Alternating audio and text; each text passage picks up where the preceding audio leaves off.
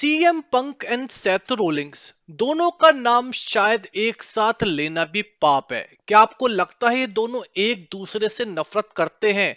अगर मैं एक वर्ड में बोलूं तो सेथ रोलिंग्स सीएम पंक से 1000% नफरत करते हैं।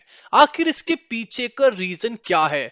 एक्चुअल रीजंस क्या हैं? सेथ रोलिंग्स और सीएम पंक में एक बिटर राइवलरी होने के साथ साथ इतनी ज्यादा हेटनेस में कि उन्हें अपने करेक्टर्स में भी एक दूसरे के खिलाफ हम पूरा जहर उगलते हुए देखते हैं। आपको साल 2023 तो याद ही होगा ना, जब सीएम पंक की सर्वाइवर सीरीज की एक बड़ी रिटर्न पे, पूरे 10 साल बाद रिटर्न पे, कैसे सेथ रोलिंग्स उन्हें वॉर गेम्स के बाद अपनी मिडिल फिंगर दिखा रहे थे और अपनी डिसपॉइंटेड दिखा रहे थे कि कैसे सीएम पंक डब्ल्यूडब्ल्यूई में वापस आ गए। इन दोनों की हेटनेस में आपको कुछ टाइमलाइन के जरिए एक्सप्लेन करने की कोशिश करूंगा कि कैसे ओवर द इयर्स इनके बीच में एक रियल हेटनेस धीरे धीरे आई है।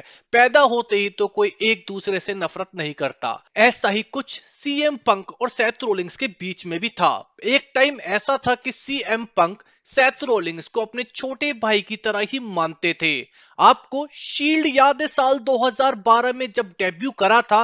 बेशक रोमन रिंग्स को सीएम पंक नहीं चाहते थे शील्ड में, पर as a creator of shield CM Punk Ambrose और रोलिंग्स को लेना चाहते थे। यानी कि वो जानते थे रोलिंग्स में कितना टैलेंट है। धीरे धीरे सीएम पंक साल 2014 में डब्ल्यूडब्ल्यूई से गायब हो गए। सीएम पंक जब डब्ल्यूडब्ल्यूई से गए थे तो वो डब्ल्यूडब्ल्यूई से फ्रस्ट्रेट होके डब्ल्यूडब्ल्यूई से निकाले गए थे। तो उनका लाजमी था कि वो अपना जहर डब्ल्यूडब्ल्यूई और उनके टॉप स्टार्स या अपकमिंग स्टार्स पे निकालेंगे, और ऐसा ही पंक ने करा भी।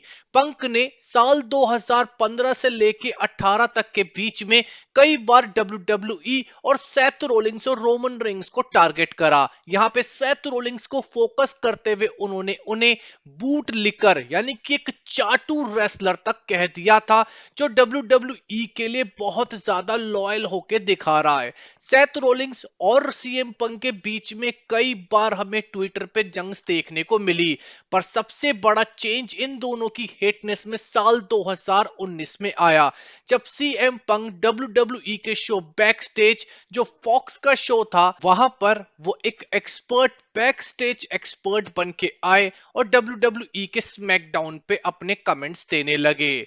सेथ रोलिंग्स वहां पे एज ए गेस्ट आए थे। सेथ रोलिंग्स ने उनको एक मैच के लिए चैलेंज कर दिया।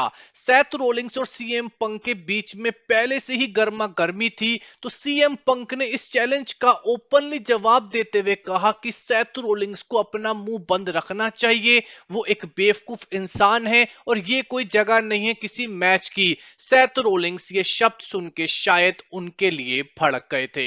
आगे चले तो सेथ रोलिंग्स तो वहीं डब्ल्यूडब्ल्यूई में थे, पर सीएम पंक ने एक बड़ा जंप लिया और उन्होंने ऑल इलीट रेसलिंग को ज्वाइन कर लिया।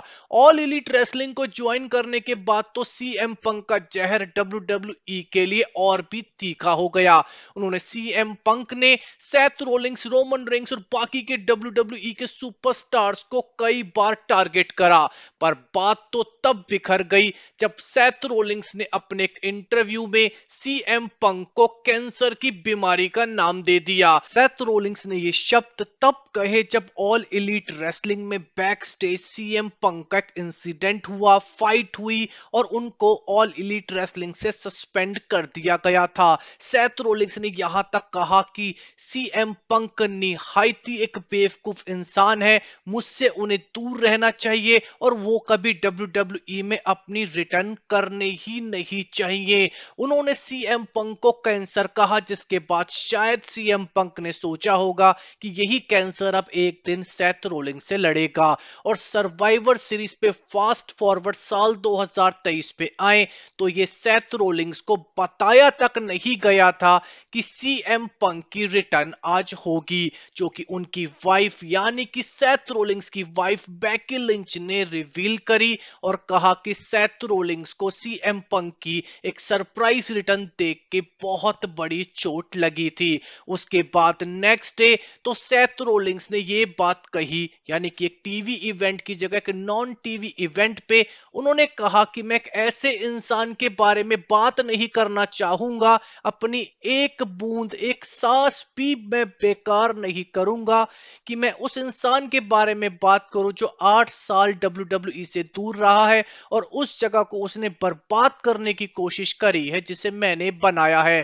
फास्ट फॉरवर्ड और आगे चलें तो कुछ रेसलिंग इवेंट्स पे भी ऐसा हुआ जहां पे सीएम पंक की वजह से सेथ रोलिंग्स को अपनी वर्ल्ड हैवीवेट चैंपियनशिप भी हारनी पड़ी और सेथ रोलिंग्स और सीएम पंक के बीच में कई बार आमना सामना हुआ।